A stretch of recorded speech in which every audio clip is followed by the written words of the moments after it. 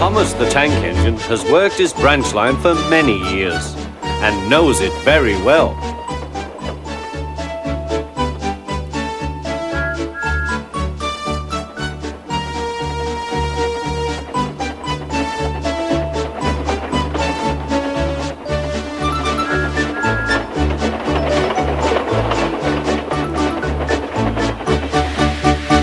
You know just where to stop, Thomas, laughed his driver.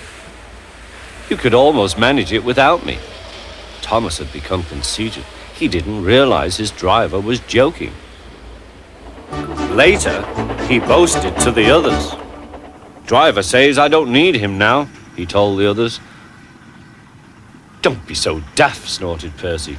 I'd never go without my driver, said Toby earnestly. I'd be frightened. Huh, boasted Thomas. I'm not scared. You'd never dare. I would then. You'll see. The next morning, the firelighter came. Thomas drowsed comfortably as the warmth spread through his boiler. Percy and Toby were still asleep. Thomas suddenly remembered. Silly stick in the mud, he chuckled. I'll show them. Driver said I could manage without him. I'll just go out. Then I'll stop and wheesh! That'll make them jump. Thomas thought he was being clever. Really, he was only moving because a careless cleaner had meddled with his controls. He soon found his mistake.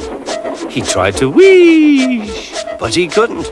He tried to stop, but he couldn't. He just kept rolling along.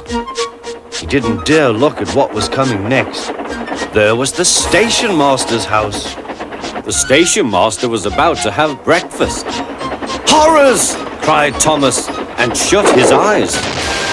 The house rocked. Broken glass tinkled. Plaster was everywhere.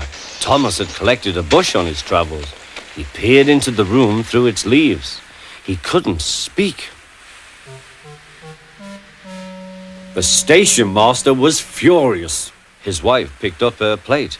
You miserable engine, she scolded. Just look what you've done to our breakfast.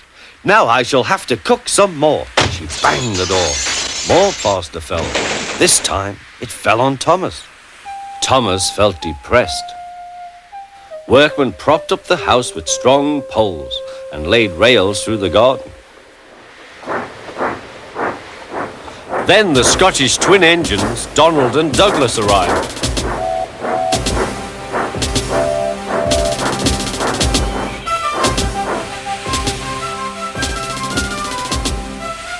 Don't fash yourself, Thomas. We'll soon have you back on the rails, they laughed.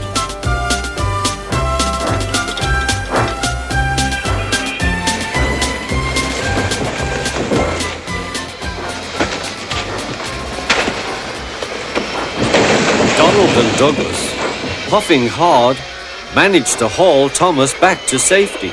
Bits of fencing, the bush, and a broken window frame festooned his front, which was badly twisted. The twins laughed and left him. Thomas was in disgrace. There was worse to come. You're in a lot of trouble, Thomas. I know, sir. I'm sorry, sir.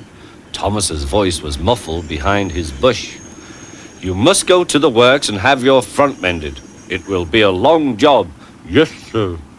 Meanwhile, a diesel rail car will do your work. The diesel, sir? Thomas spluttered. Yes, Thomas. Diesels always stay in their sheds till they are wanted. Diesels never gallivant off to breakfast in station masters' houses.